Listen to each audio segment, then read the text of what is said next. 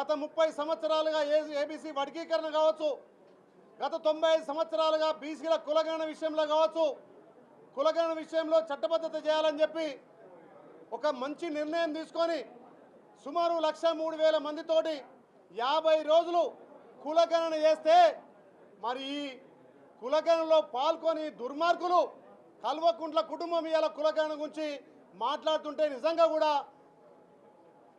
అదనిపిస్తుంది. మరి మీరు మతుండి మాట్లాడుతున్నారా?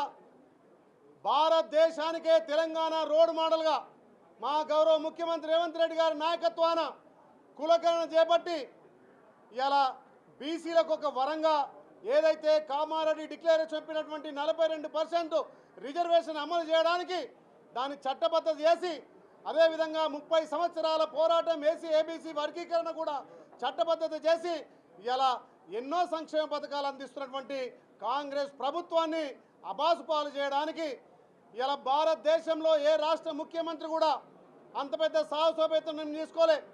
మా ప్రియతమ నాయకుడు రాహుల్ గాంధీ గారు వరంగల్ డిక్లరేషన్లో, రైతు డిక్లరేషన్లో రైతుల రుణముక్తి చేయాలి, తెలంగాణలో ఏ రైతు అప్పుల పాలు కావద్దని చెప్తే 2 లక్షల రుణమాఫీ చేసిన ఘనత గౌరవ ముఖ్యమంత్రి రేవంత్ రెడ్డి గారిది.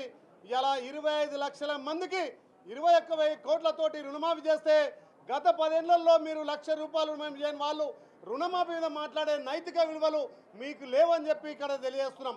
అదేవిధంగా రైతు భరోసాతో పాటు రైతులకు అన్ని విధాల ఇన్పుట్ సబ్సిడీతో పాటు పరికరాలతో పాటు మేము రైతులకు పెద్దపీట వేసి ఒక్క సంవత్సరంలోనే 54,000 కోట్లు అందించిన ఘనత ఇది రైతుల ప్రభుత్వం. మీరు ఇప్పుడు రైతుల మీద మొసరి కన్నీరు గారుస్తున్నారు. గతంలో మీరు కాళేశ్వరం పే మీద కమిషన్లు దండుకొని ఈ ప్రభుత్వాన్ని అబాసుపాలు చేయడం కోసం అప్పుల పాలు చేసినటువంటి తెలంగాణను, మీరు చేసిన అప్పులు, మీరు చేసిన తప్పులను ఒక్కొక్కటిగా సరిదిద్దుకుంటూ ఇలా మా గౌరవ ముఖ్యమంత్రి మంత్రులు తెలంగాణలో రైతులకు పెద్దపీట వేసినాం. ఇలా తెలంగాణలో మహిళలకు ఆత్మ గౌరవం పెంచడం కోసం ఉచిత రవాణా సౌకర్యం కల్పించినాం. అదేవిధంగా మహిళలకు అన్ని విధాల కోటీశ్వరం చేయడానికి మహిళలకు ఎన్నో సంక్షేమ పథకాలు తీసుకొచ్చినాం. ఇలా ప్రతి ఇంటికి 200 యూనిట్ల ఉచిత విద్యుత్ ఇస్తున్నాం, ప్రతి ఇంటికి 500గా గ్యాస్ ఇస్తున్నాం. ఇలా ఇవన్నీ మీ కళ్ళకు కానొస్తలేవా? మీరు 10 ఏళ్లలో చేయనటువంటి పని మా గౌరవ ముఖ్యమంత్రి రేవంత్ రెడ్డి గారు 10 నెలలు చేస్తే మీకెందుకు కడుపుమంట? ఈ ప్రభుత్వానికి మీరు సూచనలు సలహాలు ఇవ్వాల్సిందిగా పోయి మీరు దుష్ప్రచారం మీ పింక్ మీడియా, మీ సోషల్ మీడియా ద్వారా చేస్తున్నారు. ఇలా ఒకే సంవత్సరంలో 55,000 ఉద్యోగాలు ఇచ్చిన చరిత్ర కాంగ్రెస్ పార్టీది. గతంలో మీరు ఇచ్చినటువంటి హామీలను తుంగలో దొక్కి ఇంటికో ఉద్యోగం అన్నారు, కనీసం ఊరికో ఉద్యోగం కూడా ఇవ్వనటువంటి మీరు మా మీద మాట్లాడే నైతిక విలువలు లేవని చెప్పి మళ్ళొకసారి చేస్తున్నాం.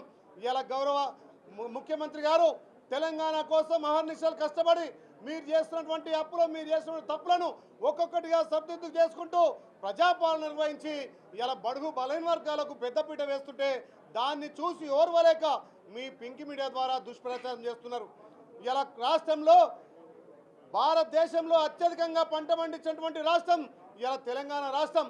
మీరు కట్టినటువంటి కాళేశ్వరం నుంచి నీళ్లు రాకుండా ఇలా మేము కట్టినటువంటి గతంలో కట్టినటువంటి ప్రాజెక్టుల వల్ల ఇలా రాష్ట్రంలో అత్యధికంగా ధాన్యం పండించి భారతదేశంలోనే వరి ఎక్కువ పండించిన రాష్ట్రం ఇలా తెలంగాణ రాష్ట్రం. మరి మీ కళ్ళకు కానొస్తలేదా? మా గౌరవ ముఖ్యమంత్రి ప్రజాపాలన ద్వారా అన్ని వర్గాలకు సంక్షేమాలు అందించడం కోసం పెద్ద ఎత్తున సంక్షేమాలు తీసుకొచ్చి ఇలా ఇంటిగ్రేటెడ్ స్కూల్ కావచ్చు, ఇలా 4th సిటీ కావచ్చు, అన్ని రకాల భారతదేశంలో తెలంగాణను నెంబర్ 1గా ఉంచుతుంటే దీన్ని చూసి ఓర్వలేక ఇలా కనీసం గవర్నర్ ప్రసంగానికి కూడా మీరు ఏ రకంగా మద్దతు ఇవ్వకుండా ఇలా సభలో మీరు చేసినటువంటి తీరును తెలంగాణ ప్రజలు గమనిస్తున్నారు. కాబట్టి ఇప్పటికే మీరు తెలంగాణ ప్రజలు గమనించి మీ 10 ఏళ్ల పాలన చీకొట్టే మిమ్మల్ని ఇంట్లో కూర్చోబెట్టినా మీ వక్ర బుద్ధి మారలేదు, మీ నీచ బుద్ధి మారలేదు. ఇకనైనా రేపు జరిగే అసెంబ్లీ సమావేశాలకు తప్పకుండా ప్రతిపక్ష నాయకుడు హాజరై ఈ ప్రభుత్వానికి సలహాలు సూచనలు ఇవ్వాల్సిందిగా, ప్రతిపక్ష పాత్ర పోషించాల్సిందిగా మేము మీకు విజ్ఞపిస్తున్నాం. మాజీ ముఖ్యమంత్రి గారు కేసీఆర్ గారు సభకు రావాల్సిందిగా మేము మీడియా ద్వారా తెలియజేస్తున్నాం. మా ప్రభుత్వానికి సూచనలు సలహాలు ఇవ్వండి. ఈ తెలంగాణలో ప్రజాపాలన ఇంకా ఆదర్శంగా జరగడానికి, ఇంకా సంక్షేమాలు అందించడానికి మీ తగు సూచనలు ఇవ్వాలి. కానీ ఇవాళ ప్రజాప్రభుత్వాన్ని బదనాం చేయడం కోసం మీ పింక్ మీడియా, మీ సోషల్ మీడియా ద్వారా ఇవాళ ఎక్కడనో పంటలు ఎండుతున్నాయని ముసరి కన్నీరు గారుస్తున్నారు. మరి మీ గాయంలో ఎంతమంది రైతులు చనిపోయారు, ఎంతమంది రైతులు ఉరితాలు వేసుకున్నారు. కనీసం రైతుకు రుణమాఫీ అని మీరు ఇలా రైతుల గురించి మాట్లాడుతున్నారు. రైతు ప్రభుత్వం అంటే కాంగ్రెస్ పార్టీ, రైతు సంక్షేమం అంటే కాంగ్రెస్ పార్టీ. ఇలా నిరుద్యోగులను ఉద్యోగాలు చేస్తుంది కాంగ్రెస్ పార్టీ. ఇలా సంక్షేమం ఒకవైపు, అభివృద్ధి ఒకవైపు చేస్తుంటే జీర్ణించుకోలేక కాంగ్రెస్ పార్టీ మీద దుష్ప్రచారం చేస్తున్నారు. తెలంగాణ ప్రజలు గమనిస్తున్నారు. తెలంగాణలో రేపు జరిగే స్థానిక సంస్థల్లో తప్పకుండా మీకు బుద్ధి చెప్తారు. స్థానిక సంస్థల్లో మీకు బుద్ధి చెప్పడమే కాకుండా మొన్న జరిగినటువంటి ఎమ్మెల్సీ ఎలక్షన్లో బీజేపీకి మద్దతుగా కనీసం మీ బీఆర్ఎస్ నాయకుడు నిలబెట్టుకోలే. అంటే మీ చీకటి ఒప్పందాలు బీజేపీ బీఆర్ఎస్ ఒకటే అని చెప్పి మొన్న మీ ఎమ్మెల్సీ ఎలక్షన్లో తేలిపోయింది.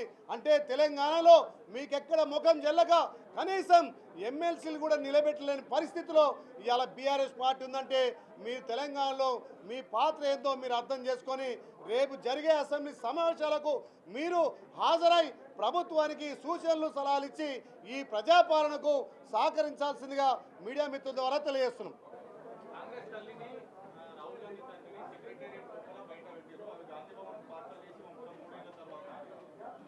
అంటే ఆయనకు కేటీఆర్కి ఏం మాట్లాడుతున్నారో ప్రెస్ స్టేషన్లో అధికారం పోయినాక కేటీఆర్ మాటలు తెలంగాణ ప్రజలు గమనిస్తున్నారు.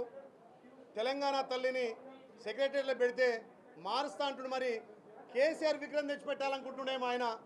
మరి అక్కడ ఉండాల్సింది తెలంగాణ తల్లి విగ్రహం, కేసీఆర్ విగ్రహం కాదు. మా గౌరవ ముఖ్యమంత్రి రేవంత్ రెడ్డి గారు తెలంగాణలో పచ్చదనానికి పాడి పంటలకు నిదర్శనంగా ఉండే తల్లిని అక్కడ పెట్టింది కాబట్టి ఆ తల్లిని కూడా ఓర్వలేక తెలంగాణ తల్లిని అవమానిస్తున్నటువంటి కేటీఆర్కు తెలంగాణ ప్రజలు ఖచ్చితంగా బుద్ధి చెప్తారు.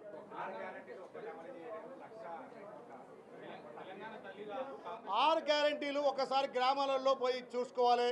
మేమిచ్చే రుణమాఫీ కానొస్తలేదా, మేమిచ్చే రైతు భరోసా కానిస్తలేదా, మేమిచ్చే 500 పెన్షన్ కానొస్తలేదా, పేదోడికి 200 ఇంట్లో ఉచిత విద్యుత్ కానొస్తలేదా, మా తెలంగాణ మహిళలకు ఉచిత ఆర్టీసీ మీ కళ్ళకు కానొస్తలేవా, మేము ఒక్కొక్కటిగా ఇంప్లిమెంట్ చేసుకోబోతున్నాం. మీరు చేసినటువంటి తప్పులకు, మీరు చేసినటువంటి అప్పులకు మేము కడుపు కట్టుకొని మేము ఇచ్చినటువంటి 6 గ్యారెంటీలతో పాటు గతంలో మీరు ఇచ్చినటువంటి స్కీమ్లను కళ్యాణ లక్ష్మి కావచ్చు, షాది ముబారక్ కావచ్చు, రైతు భరోసా, రైతు బీమా కావచ్చు, ఇవన్నీ కూడా మేము ఇంప్లిమెంట్ చేస్తున్నాం. ఎక్కడ కూడా సంక్షేమం విషయంలో వెనుకకు తగ్గేది లేదు. కాంగ్రెస్ పార్టీ మాట అంటే మాట నిలబెట్టుకునే పార్టీ. మీరు 10 ఏళ్ళ చేయనటువంటి రుణమాఫీ మా గౌరవ ముఖ్యమంత్రి 10 నెలల్లో 21,000 కోట్లతోటి 25 లక్షల మందికి మేము రుణమాఫీ చేసినాం. రైతు భరోసా స్టార్ట్ చేసినాం. ఈ మార్చి 31 వరకు కూడా ప్రతి రైతుకు రైతు భరోసా పడుతుంది. మీ హాయంలో కనీసం ₹1,00,000 రుణమాఫీ చేయని వాళ్ళు మీరు అవుటర్ నమ్ముకున్నారు, ఓవర్ నమ్ముకున్నారు, భూములు నమ్ముకున్నారు. మేము అట్లా కాదు, సంపద సృష్టించుకుంటూ తెలంగాణలో రైతులకు పెద్దపీట వేసి, మహిళలకు పెద్దపీట వేసి, మీ లెక్క లూటీ కాదు, కమిషన్ కాకతీయ, మీ కాళేశ్వరంలో కమిషన్లు, మీరు ప్రతి స్కామ్లో కమిషన్లు చేశారు కాబట్టి మరి మీ లెక్క మేమనుకుంటున్నారు. మేము ప్రజాపాలన ద్వారా ప్రజలకు సంక్షేమాలు అందిస్తున్నామని చెప్పి మీడియా ద్వారా తెలియజేస్తున్నాం. కమిషన్ల అలవాటు వాళ్లకు, కమిషన్ల కక్కుర్తి వాళ్లకు. ఒక రకంగా సంక్షేమాల అమలు చేసుకుంటూ గతంలో 3 సంవత్సరాలుగా సర్పంచ్ల బిల్లులు పెండింగ్ పెట్టింది ఏ ప్రభుత్వం. ఇలా మేము వచ్చిన నెలలనే అంటే జనవరిలో సర్పంచ్లు అయిపోయారు. అప్పటికే 2-3 సంవత్సరాల నుంచి సర్పంచ్లకు శ్మశాన వాటికలని చెప్పి, రైతు వేదికలని చెప్పి, ట్రాక్టర్లని చెప్పి వాళ్ళ నెత్తి మీద భారం పెట్టింది మీరు కాదా. ఇవాళ మళ్ళీ సర్పంచ్ల విషయంలో ముసలి కన్నీరు గారుస్తున్నారు. ఆ రోజు మీరు సర్పంచులకు బిల్లులు చెల్లిస్తే ఇవాళ పెండింగ్ బిల్లులు ఎక్కడివి? ఆ రోజు మీరు బిల్లులు చెల్లించలేకనే ఈ 3 ఏళ్లలో సర్పంచులు ఎంతోమంది ఆత్మహత్య చేసుకున్నారు. ఇలా సర్పంచులు అప్పుల పాలు కావడానికి బీఆర్ఎస్ పార్టీ అప్పటి కేసీఆర్ గవర్నమెంట్ కాదని చెప్పి నేను తెలియజేస్తున్నా. మీరు గతంలో చేసినటువంటి అప్పులు, మీరు చేసినటువంటి తప్పుల వల్లనే ఇలా సర్పంచులు కానీ పెండింగ్ బిల్లులు పేరుకపోయినాయి. మా ప్రభుత్వం ఒక్కొక్కటిగా ఇక్కడ గ్యారంటీలు కానీ, సంక్షేమం కానీ, అభివృద్ధి కానీ చేసుకుంటూ పెండింగ్ బిల్లులను కూడా క్లియర్ చేయడానికి మా ప్రభుత్వం కృతజ్ఞతతో ఉంది.